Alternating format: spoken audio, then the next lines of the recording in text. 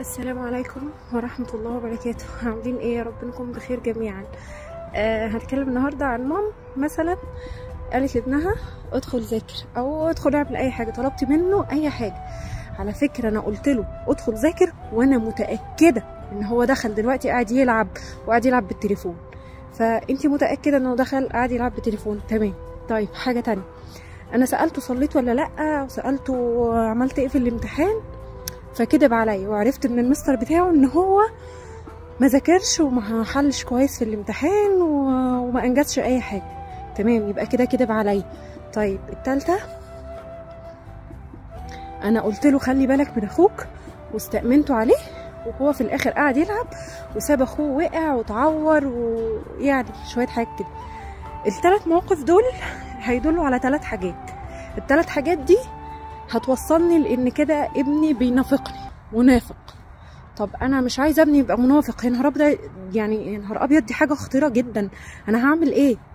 طيب خلينا الاول نتكلم عن الحديث. الحديث بيقول آية المنافق 3: الاولى اذا حدث كذب، الثانيه اذا وعد اخلف، الثالثه اذا اؤتمن خان.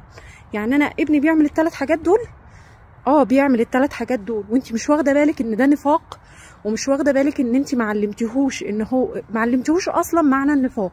يبقى انا هعلمه معنى النفاق، هعلمه ال3 حاجات، وقبل ما هعلمه ال3 حاجات واستنى منه ان هو يعملهم وينفذهم ويبقى كويس قوي فيهم، انا لازم اتاكد ان انا اصلا فاهم معنى النفاق وقادر ان انا اكون بالنسبه له مثال علشان هيعمل زي. ازاي يعني؟ ايه الكلام ده؟ انت بتقولي كلام معقد على فكره. طيب انا دلوقتي هو طلب مني طلب، قلت له حاضر يا حبيبي ان شاء الله الاسبوع اللي جاي، وجي الاسبوع اللي جاي ما عملتهوش، وحتى ما اعتذرتلهوش ولا قلت له اسباب ولا قلت له اي حاجه انه حاجه حصلت فعشان كده انا ما قدرتش انفذ الوعد ده. يبقى دي اذا وعد اخلف، بتوعديه وبتخلفي. بيجي يحكي لك على حاجه ويبقى فاكرك انك هيستأمنك عليها، وتروح انت قدام الناس تقعدي تتكلمي فيها، تيجي خالته ولا تيجي عمته ولا يجي حتى باباه، شفتوا عمل ايه؟ ادي اذا اؤتمن خان، بتعمليها.